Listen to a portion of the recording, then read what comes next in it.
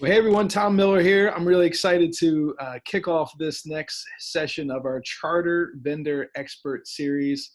Today I have a really great friend, mentor, and colleague with me, Rhonda Dillingham, the Executive Director of the North Carolina Association for Public Charter Schools. And let me just tell you, I met Rhonda, it's been actually, Rhonda, I think like eight years, because you were a charter school founder of a very successful charter school in the Asheboro area, URE charter, and that's where we first met.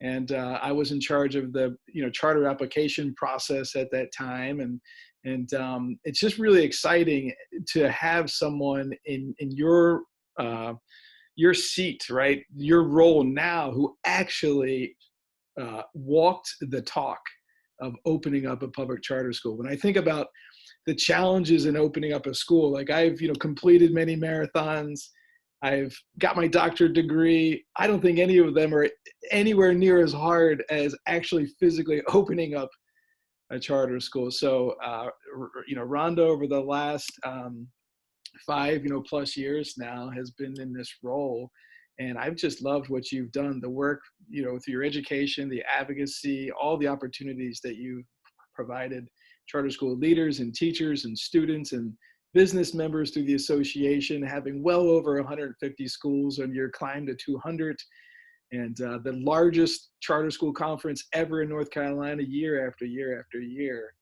But most importantly, you're just a really nice person who works really hard. And so I'm just really lucky that we became friends and colleagues. So I'm really excited what you have to say here about vision casting for charter schools. So let me get your, you tell me and I'll get my screen ready. And I don't know if you want to share something first, but welcome to our Charter School Vendor Expert Group, Rhonda Dillingham. Well, thank you, Tom. My goodness, those are nice things to say about me. And I agree with you 100% that opening a charter school is one of the most difficult things I've ever done. If my hair was not artificially blonde, you would see a lot of gray, and it would be because of 3 things: marriage, raising kids, and opening a charter school. I love it. But my hairdresser takes care of that for me every month. So nobody's going to see that until I'm ready for them to. So anyway, well, it's great to be with you all today, and I'm just honored and humbled that I would be asked to do something like this. I certainly don't consider myself to be an expert in pretty much anything, but I do know that over these 56 years, the Lord has given me lots of opportunities to learn and grow. And if any of that can come through in a message that is helpful to others, then that's all that matters to me. And the goal of my presentation today is really to impress upon you all the importance of having a vision. And that's for your school, your classroom, your business, maybe even your home, or whatever organization it might be that you're leading. We're all leaders in some respect. And it's just really important for us to think about that. So I want to answer the question, why is vision so important to me as Executive Director of the North Carolina Association for Public Charter Schools? And why am I talking about it today? Well, it's no surprise that all of us are emerging from one of the darkest times in human history. I remember last March when schools closed. I never dreamed that just over a year later, there would be close to 600,000 deaths in the US alone as a result of COVID. And I'm sure that, like me, many of you have personal stories of how the virus has affected you or someone you love, someone in your family, your friends maybe. One thing that we all have in common is that last March, we were all thrust into survival mode. I think we can all agree on that. For schools, decisions about how to serve students remotely and how to protect the health and safety of your staff and your students became real big priorities very quickly. As a result of this huge paradigm shift, it became difficult to remain focused, and I understand why. on the direction and the goals you had set for your schools prior to the pandemic. You know, each year as an organization, we plan our summer conference, and my team and I get together and brainstorm what the theme should be. We've had themes in the past that relate to the geography of where our conferences have been located, in the beach, the mountains, wherever. And usually this is an easy process, but I don't know why. For some reason this year, I just found it especially challenging. There were so many directions to go in. I was just having a hard time zeroing in on the right message. And then I got an email from our host, Tom Miller. In March, Tom invited a group of industry experts to participate in an opportunity to connect with the charter school community. And in that email, he used a phrase, vision casting. Well, as a person who loves words, you know, I taught high school English for almost 20 years, and I'm a wordsmith, word lover. I definitely was intrigued. What in the world does that mean? The phrase vision casting prompted me to begin thinking about what it means to have a vision, and not only have a vision, but to inspire others to want to bring that vision to fruition. That's how the theme for our conference, Vision Casting, Bringing Clarity to 2021 and Beyond, was born. So we can thank Tom for that. So why is it so important to have a vision? Well, for charter schools, it's an essential part of the charter school application process, but it's much more than just checking off a box on that charter school application. Creating a vision comes easily for big picture thinkers. I'm one of those people. But for those leaders who focus on the here and now and the day to day, it can be much more difficult. And the second group of people describes most of us over the past year. Just making it from one day to the next was everyone's goal. That's why I encourage you all to reflect now on the vision you had for your school prior to the pandemic. I also encourage you to reflect on how your school met the needs of students during the pandemic. How can those lessons learned be incorporated into a new and compelling vision for your schools? As a former charter school principal, I've often thought that it takes more than just knowledge and skills to lead a school. There's an art to being able to balance the day-to-day management tasks with the steps necessary to move a school in the direction of fulfilling that vision or that dream. And Tom, if you don't mind, go ahead and just go to that second slide in my PowerPoint, please. The famous American artist James Whistler once said, "An artist is not paid for his labor, but for his vision." Think about that. He's not paid for his labor, but he's paid for his vision. And I would say the same is true for the best and the most effective school leaders. Let me tell you how this played out in the world of art. I just have 3 examples to share with you here. The first one is Vincent van Gogh. Let's take the case of Vincent van Gogh. His work, The Starry Night, that you can see there in front of you now, is one of the most recognized paintings in the world. But did you know he only sold 1 painting during his lifetime? And then the second slide. The famous Dutch painter Johannes Vermeer is well known for his painting, The Girl with the Pearl Earring. I mean, I've always looked at that. I've seen it in person and thought, that is amazing. It's so gorgeous. But he certainly was not steeped in pearls during his lifetime. Instead of having nobility commission his works, Vermeer's genre catered to the middle class. Many of our schools cater to the middle class. Oftentimes he was forced to borrow money just to keep his family afloat, and he actually left his family in debt upon his death. Third slide. Consider the founder, the founder of the Impressionist movement, Claude Monet.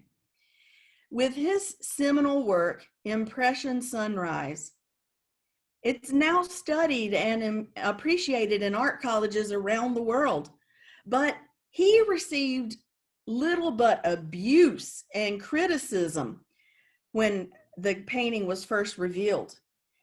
Critics complained that his paintings, not just this one, but all of them, were formless, unfinished, and ugly.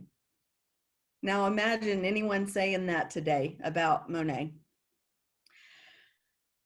I'm not suggesting that you all subject yourselves to living a life of criticism and poverty, although the criticism part, yeah, you can all relate to that, I'm sure. But I am suggesting that you shape your school's vision from a place of boldness and courage, just like many of the world's most famous artists. That's what my board and my team at the North Carolina Association for Public Charter Schools has done in creating our vision for the state's largest charter school advocacy organization.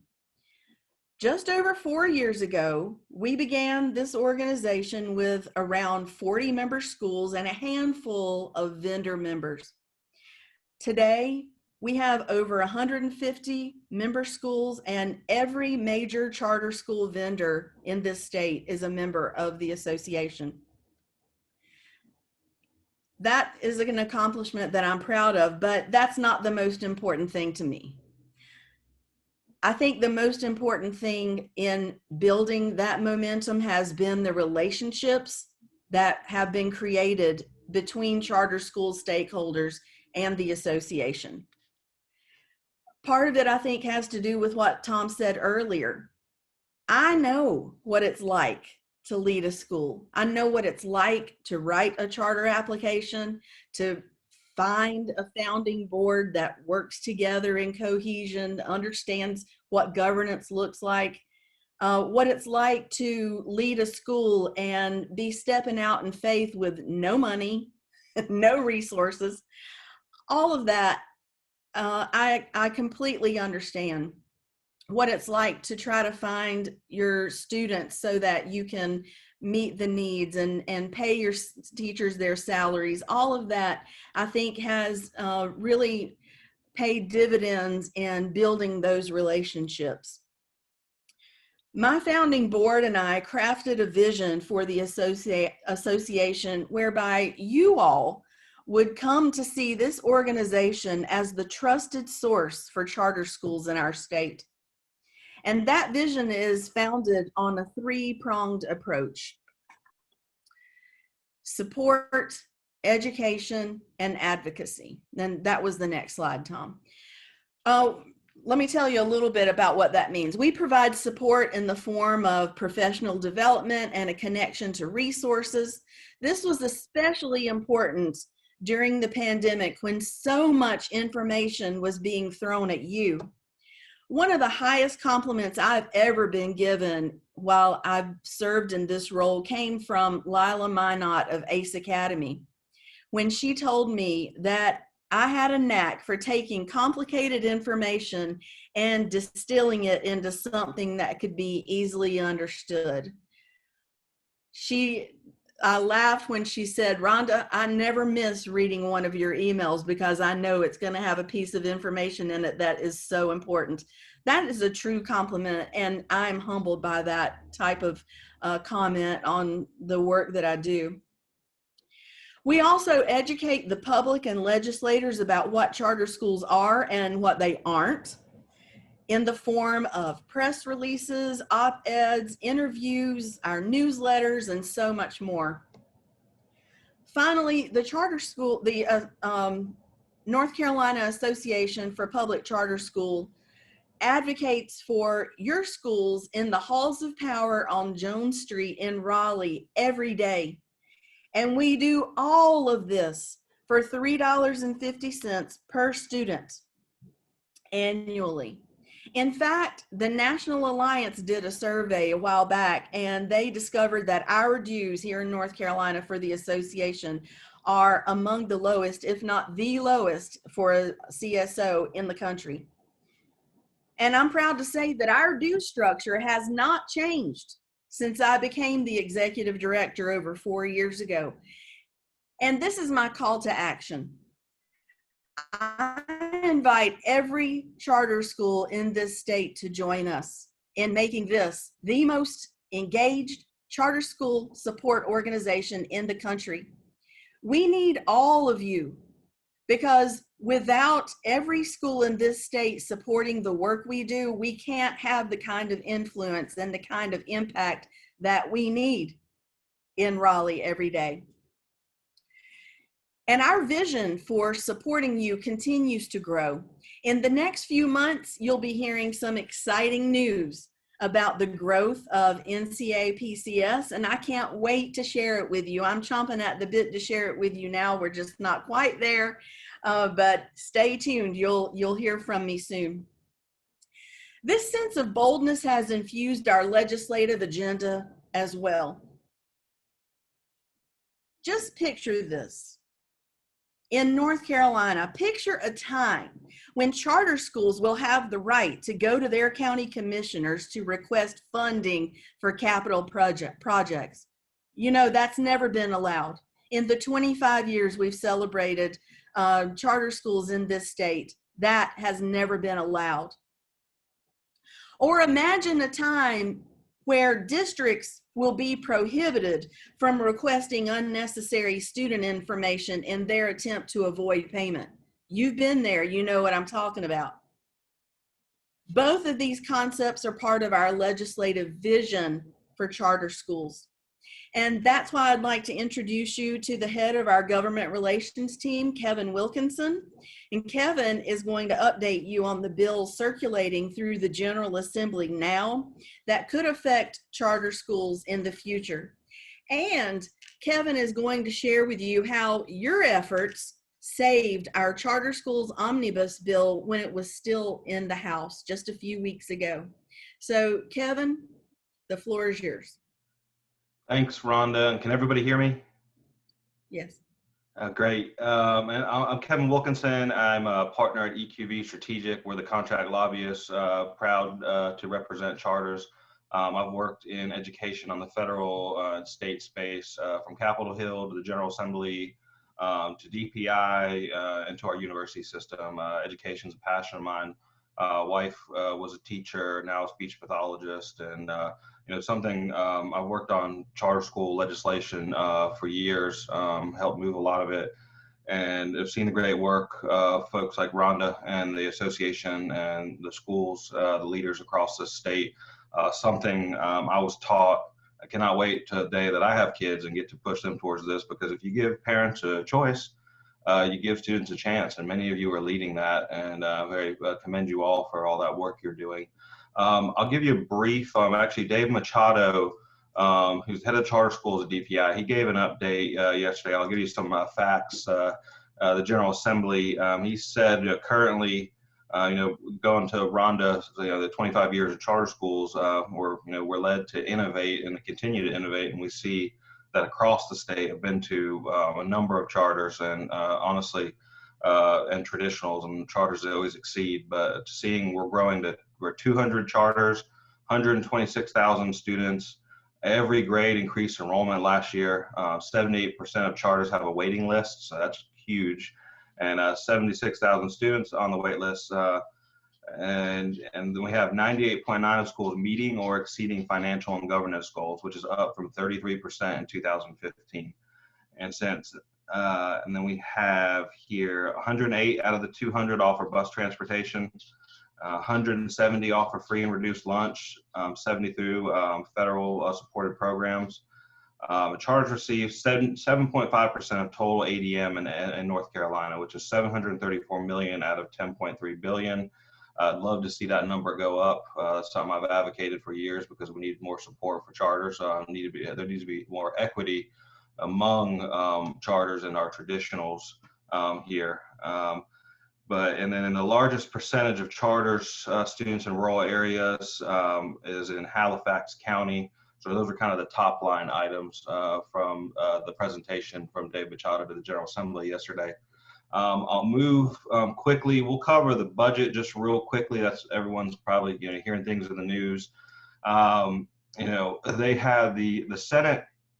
We'll start with the governor. He introduced $26.6 billion budget. That's including federal COVID relief funds, and then our budget. We have a surplus this year. We're currently sitting on $5 billion on this state.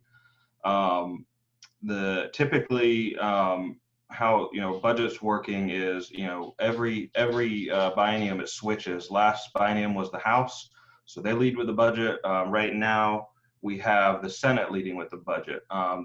What happens is they come together, the leadership, your appropriation chairs, so that'd be Chairman Jason Sain in the House, Senator or Chairman Brent Jackson in the Senate, and what they do is come up with a spending target, and that's approved by the Pro Tem Phil Berger and Speaker Tim Moore. They have not been able to come to that yet. There's been a lot of back and forth. I've heard the Senate wanted to spend $25 billion in comparison to the $26.6 produced by the governor, and the House wants $26 billion, and they have not been able to come to an agreement. We're coming up on a fiscal deadline, which would be July 1. There was, thankfully, years ago, I actually worked on it, but budget continuation, that if we don't pass a budget in North Carolina by the end of the fiscal year, a budget, we get a continuation of the prior budget. So in an effort to, I think, kind of increase the negotiations, the House announced last week that they were going to move forward with their own budget.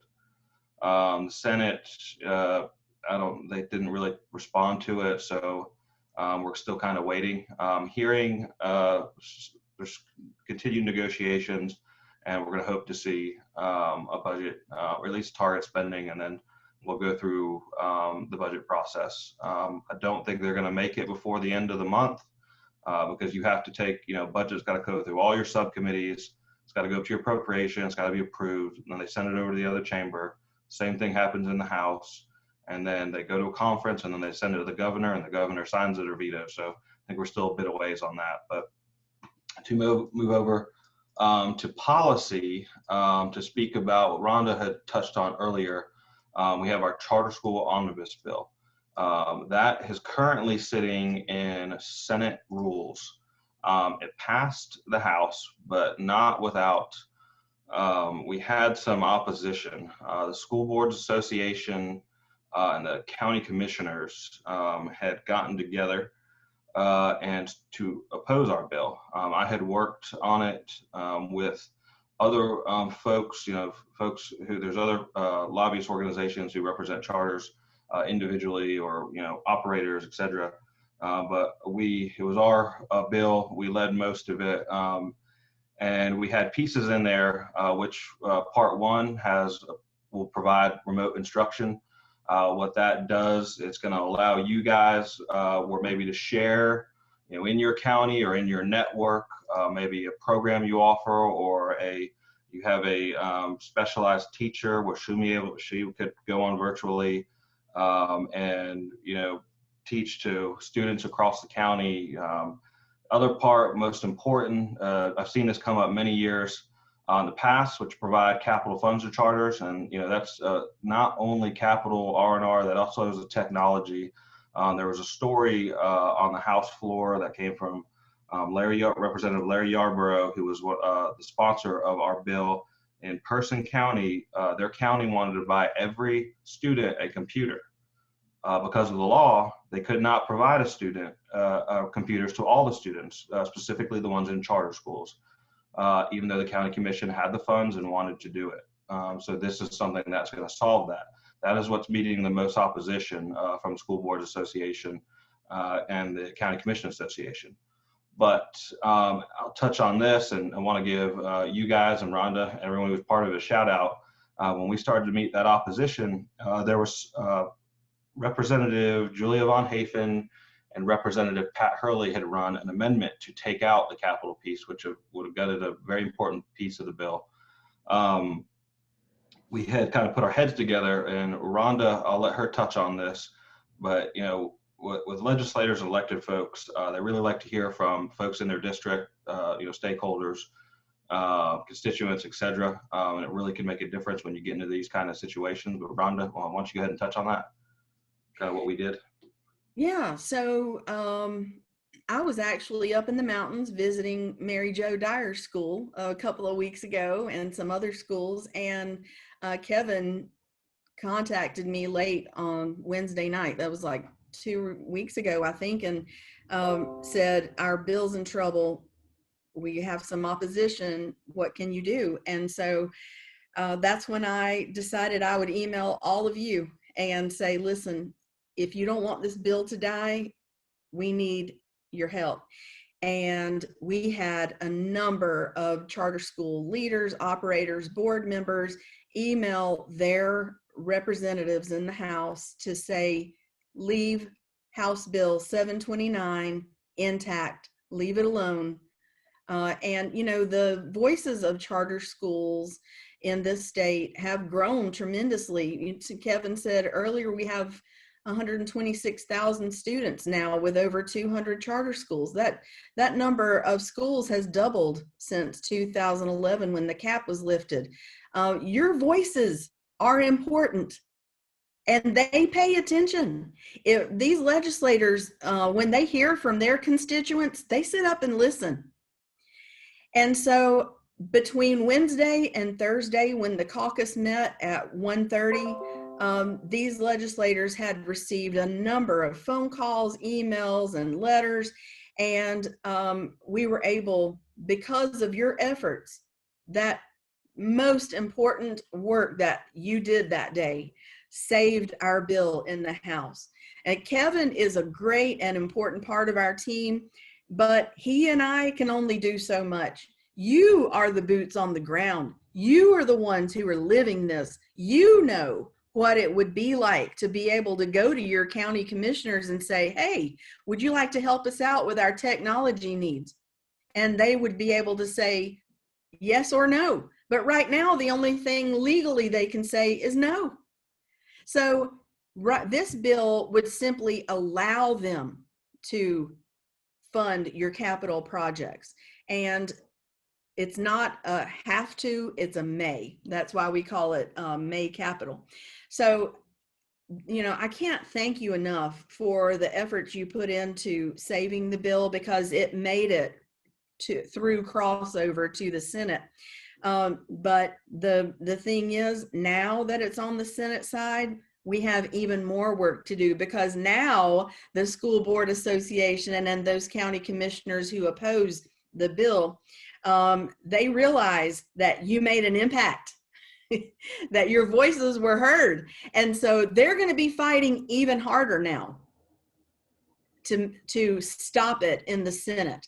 And that's why you'll be hearing from me in the next week or so about how you can get involved once again to push this bill through. Now, the other piece of that is we have a governor who is not a charter supporter. I mean, we just got to put the facts on the table. And he does not support us. So even if it does make it through the Senate, once it gets to his desk, we have an issue there too. So any of you who have a connection with the governor or his staff, this is the time to be reaching out and saying, this bill is important to charter schools. It would give us an opportunity to help our students. And at the end of the day, this is all about the students. All about the students. The fact that you would be able to offer a blended learning option, a remote learning option. Those parents that are saying to you, hey, we need our students to be taught virtually next year. Right now, all you can do is say, no, we can't do it because the law doesn't allow it. If our bill makes it, then you're not going to lose students to those districts. Did you know that every major school district in this state is offering some type of virtual academy next year? So there is the very real potential of charter schools losing students. I don't want that to happen, because we all know what that means if it happens. That's devastating. We do not want that to happen.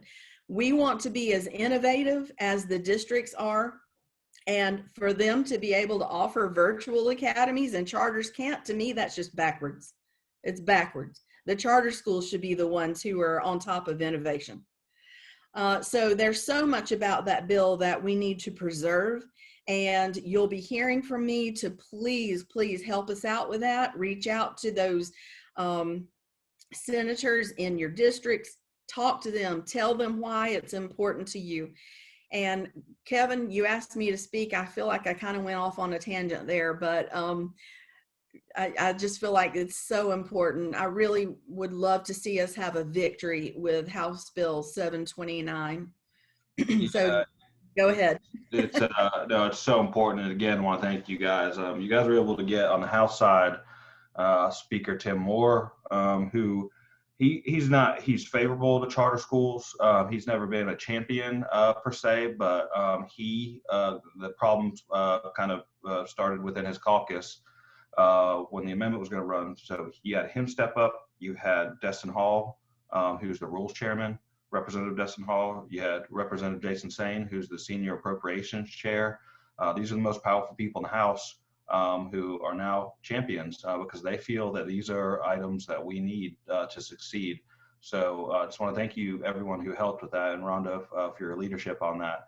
But the work's not done, as she said. I've fought many of these battles. I've worked in politics last 10 years, and I have time and time again found myself on the opposite side of the School Board Association for the policy, particularly that I work on in the charter space and school choice space, and they're gonna pull all the stops out. There's already been a little bit of resistance from Senator Deanna Ballard and Senator Mike Lee. They are the Senate Education chairs. I wouldn't specifically say they're in total opposition of the bill, but they have questions about it and they're not totally sold.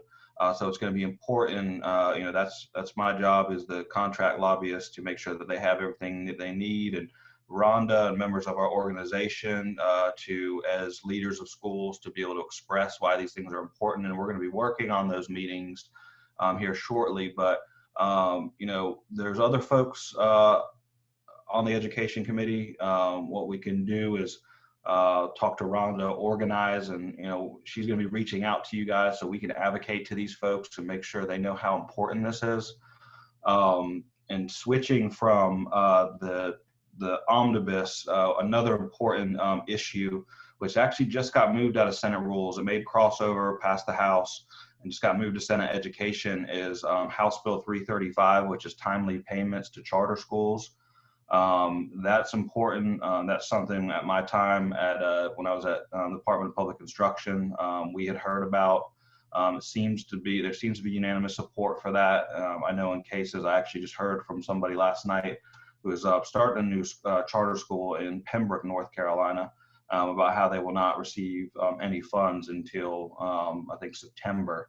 And they've been trying to reach out to the department and county commissioners to kind of advance and get those funds as soon as possible. What this bill will do is if there's any issues and there's not a timely payment from the county or the district, there'll be a penalty for that. So there's also House Bill 794, which is allow schools in all zoning districts. That's a zoning related bill for charter schools. There's House Bill 825, which is Charter School Advisory Board member change that will actually, in my current or previous role, I was actually the superintendent designee to the Charter School Advisory Board. That was a non-voting position. This bill will actually take that position and turn it into a voting position, which is something that probably should have been done a long time ago, but they're just now getting to it. We also have the Reg Reform Bill, House Bill 911, that's also in Senate rules. That's got some items on residency, licensure, lottery exemption for grandchildren, and time for charters to obtain land use proposals. So there's a lot of good stuff coming out.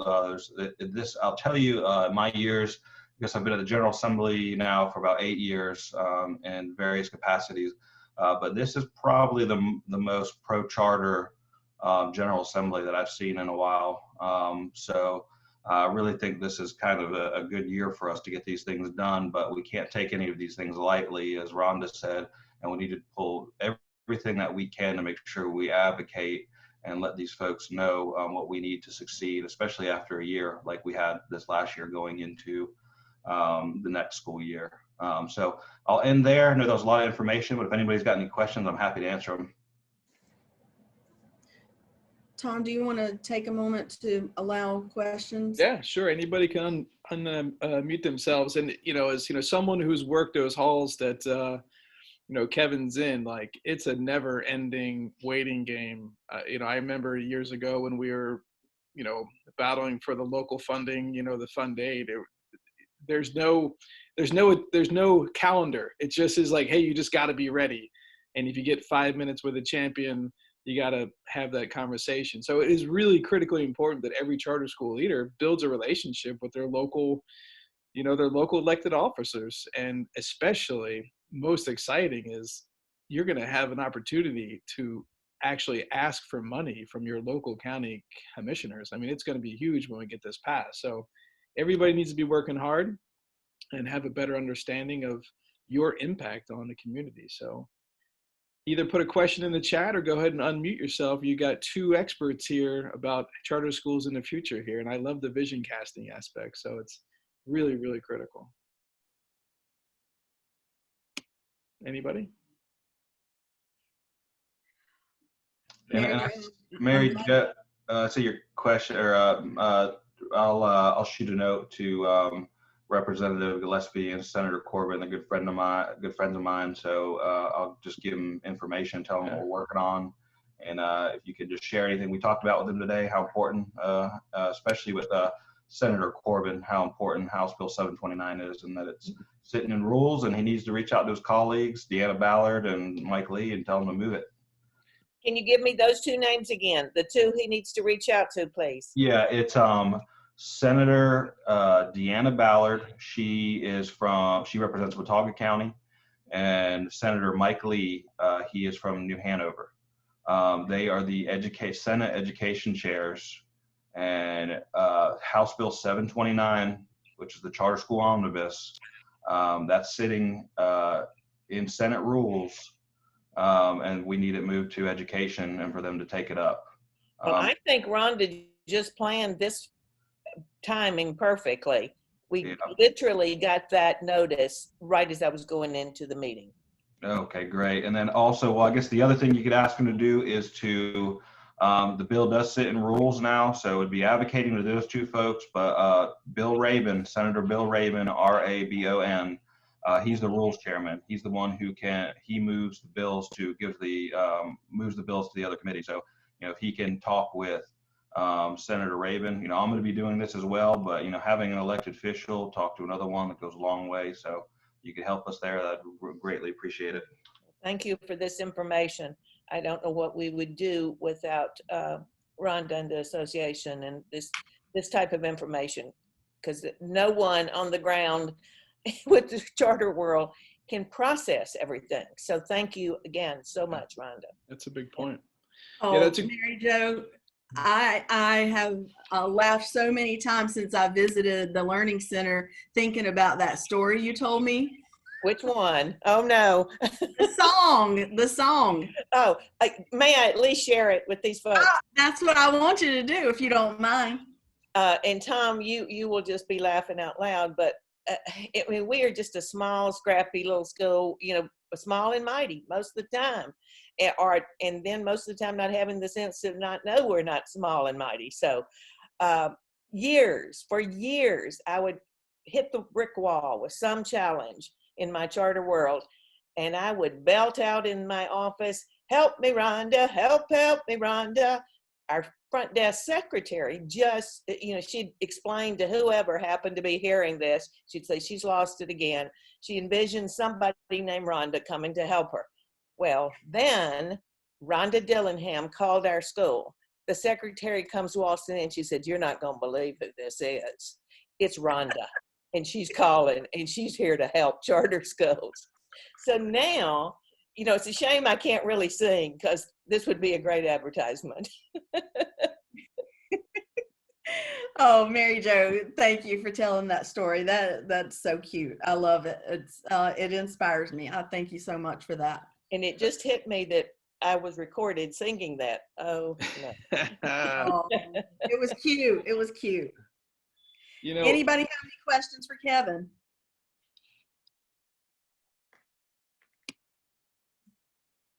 All right. Well, Thank you everybody for your time, and again, commend you for all the hard work you guys are doing, especially after a year we faced. Things are looking up, but just got to continue the great work we're doing, and thank you guys for your time. thanks, Kevin. Thank I you. think one thing, with, Kevin's work and Rhonda's work, having a state of the charter is a really important document, right? So you as a charter school, based upon your vision for who your school is going to be 1 to 3 years from now, and every single year, just a one page, like, hey, here's all the highlights, just like Rhonda just, kind of shared, like it was her vision. She just say, hey, these are all the things we've done to get here. To be able to hand that over to a member of legislation, or an elected official, or someone who's willing to donate money, like every charter school should have this state of the charter. I know Rhonda puts out her newsletters, but she also has kind of an end of the year address that she does at her annual charter. And so having this like ready to hand over impact, because when someone says, oh, charter schools, they just do XYZ, well, here's what our school does, sir or ma'am. Right. And so, if people can understand who you are, why you exist, what you do, what your goals are, the impact you're making, most people are just uneducated about what a public charter school is. It's our job as charter leaders to educate them. Right. Rhonda, I mean, can you talk more on that? The things you have to explain when you're in those rooms? Oh, yeah, absolutely. The fact that charter schools are part of the public school system, that's one huge piece of it. And then that, we have flexibility, but we also, we trade, how do we say that, Tom? We trade autonomy for accountability. Yeah, right. So you have a level of autonomy that districts don't have, but you also have the threat every day hanging over your head of being closed. Tell me one time in the state of North Carolina, in the history of education, that a district school has been closed for any of the reasons why a charter might be closed.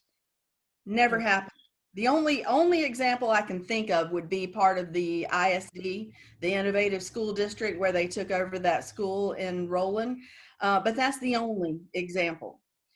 Charter schools live with that every day. So,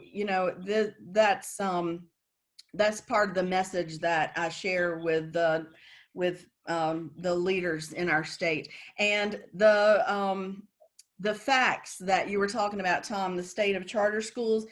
Today, I'll be sharing with all of you a document that is called the 25 Facts of North Carolina Charter Schools. And so the reason it's 25 is because we're celebrating 25 years of charter school law in this state on June 21st. And it just gives all of the, facts about charter schools through the years, how many there are, how many students, and all of that. And it, that can be one of those things you make copies of, leave it on your front reception desk table, and somebody walks in and they're like, what the heck is the charter school? Well, you can hand them that, and it will tell them everything they need to know. And then if you want to use that as a model for creating one about your own school, then go right ahead. I think it would be great if you could hand them both of those. Here's one about the state. Here's one about our school. So just educating the public and legislators is huge. Rhonda, we worked on a myths versus facts, charter schools piece too. I know you have, something like that too. So we can look at our latest copy and get that back out to everybody who signed up to be with us today. I think that'd be a great tool for people to have. So. Yep, I have that in my arsenal too. So let's segue then back to where we started, and that is vision casting. That phrase, really, I think it was born out of John Maxwell's team. And John Maxwell, if you're not aware of him, Tom can tell you more about who he is and the details, but he's a really inspirational figure in our country who talks about the qualities of leadership. That has been his mission for many, many years. And so he has narrowed down what it means to cast a vision into 6 steps. They're really easy 6 steps. So I'm going to share those with you now. First, connect relationally. You have to touch a person's heart before you can appeal to their head. So those facts about your school, those facts about the state, they're important. But what's more important is when you can say to anyone, let me tell you about how we made a difference in this child's life. Let me tell you about what we brought to this community that wasn't there before. Those are all heart messages. Connect relationally. 2, simplify your message. You know, for 200 years we've heard about Lincoln's Gettysburg Address. Everybody knows about it. And you would think, my goodness, it was an address that must have been 30 minutes long. It was actually only 3 minutes long. 3 minutes. What you say is important, but how you say it determines whether or not the message sticks. And in his case, it stuck, and that's what I would encourage you to do too. Simplify your message. 3, embody the vision. You're the leader of your school. Your passion should be the driving force behind compelling your school to meet that vision, to meet that dream that you have for meeting the needs of those students. The best representation of your vision occurs when the leader embodies it. It's got to be top down. Everything about leading a school isn't top down, but this one is. Number 4, prioritize your influencers. Of course, you want to treat everybody in your school with respect. Everybody is important, but you know, if I ask you right now to think about it, who are the leaders in your school? Who are the decision makers? You know who they are. You need to connect with them and sell that vision to them, because they can be the ones who influence their network. And that vision becomes real to everyone when you prioritize your influencers. Number 5, honor the process. Making a speech has merit, but casting a vision happens every day. You've got to have those continual reminders in pretty much everything you do. And when you have a victory, use that as an opportunity to remind everyone about what the vision was and how that victory has led incrementally to meeting that vision. And then the 6th step, the final step, is a call to action. You want to communicate that there's something you want to change. You want to motivate people to take action by enlisting them in a focused strategy. What's your vision? How are you going to make it happen? The goal isn't to just get people to agree. I mean, it's easy to get people to agree, but the goal is to get them to take responsibility for their part in making the dream a reality. What's their part? And that is the call to action. Those are the 6 steps to casting a vision by John Maxwell. Not me, but John Maxwell, who I have a lot of respect for. So finally, I would lead you back to where we started once again, and that is the theme of our conference this year, which will take place June 15th and 22nd. And Tom, if you don't mind just showing the last, next to the last, and then the last slide of my PowerPoint. We have several sessions. All of our sessions for our conference this year are connected in some way to this idea of vision casting and trying to bring some level of clarity to 2021, which was just such a challenging time. Good news for all of you school leaders is our conference is free once again this year. like it was last year. Our gift to you, all we ask is that you make a commitment to renew your membership or to join the association. Because like I said earlier, without your help, without your support, I can't do this work. I can't do it to the fidelity, the level of fidelity that I have for this organization. And I know there are a lot of things that you'd like to see changed in this state too. And facts on the table, it takes money to do it. Yeah, Kevin is not free. Our lobbyists are expensive. They're worth it. They do great work, but it takes money to do it. And so I ask for your support. So our conference, look at some of the awesome breakouts we have. Planning a strong superintendent succession. Have you thought about that? That has to be part of the vision. People don't live forever. We don't. How are you going to deal with the teacher shortage? Financing markets and facility financing, leading a world famous school. Wouldn't that be amazing? A world famous school. And then my great friend and Tom's colleague, Katie Ridenauer, is going to talk about grant writing and how teachers can write grants to bring funding into their schools. And then the next slide, what are you going to do about those unengaged and unmotivated students? And then I have two things on competency-based learning. One is a success story from a gentleman, Juan Carlos Ocon. If I'm saying that correctly, he leads a school called Benito Juarez Community Academy. Look it up. They completely converted that school to competency-based education. Like, it wasn't an easy transition, he'll tell you that, but they did it and it's a success. And then we'll have another session on how do you do that. And then the last session is unlock genius and move students from impossible to I'm possible.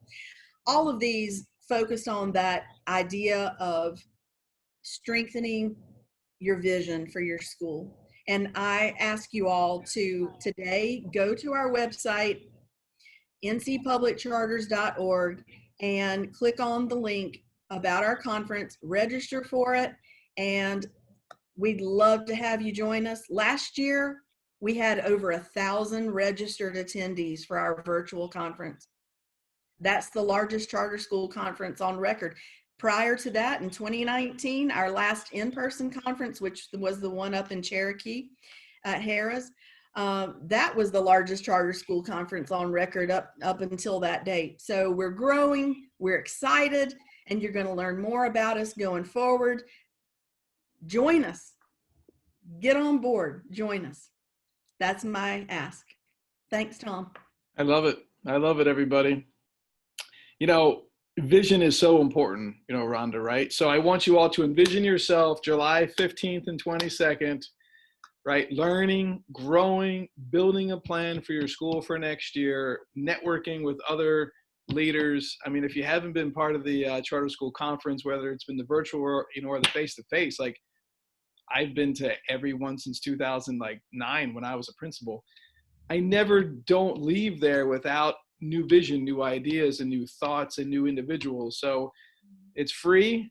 Take those 2 days, get your team around, you know, the Zoom, do some breakout sessions with each other, make sure everybody hits one, one of the sessions. You're going to learn, you're going to learn a ton, and you're going to walk away with a better, plan. I love those, 6 steps, right? And you can take those, 6 steps. How are we connecting?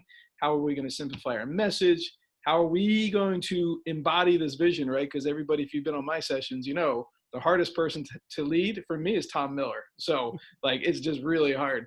And then who's around me, and honor the process and set to action. I love it, Rhonda. So everybody go to the website. I just put the link in there, ncpubliccharters.org/2021-virtual-conference, or just go to their website and you can register there. And make sure you renew your membership, right? So they should have gotten something either in the mail or like email to renew your business membership or your school membership. Go ahead and do that. Then you get to join the job board and you get all these access and discounts, the vendors, Rhonda. I mean, there's just so much you didn't even mention that, the association does that I'm aware of. So I love it. So thanks everybody for taking time today. Thank you, Rhonda. Thank you, Kevin. He may have ducked back into a legislator's office. I don't know, but he's hard at work. And House Bill 729, right? This is the one that we're really, really pushing towards over the next 30 days or less as they're in there right now talking. So again, reach out to Rhonda. Her email, rhonda@ncpubliccharter.org, or just go to the website, ncpubliccharters.org. Thanks again, Rhonda, for being my friend. Thanks for doing all this hard work. Thanks for never sleeping and making sure all charter schools have a better opportunity for the future. Bye-bye, everybody. Pleasure. Thank you, everybody. Good to see y'all.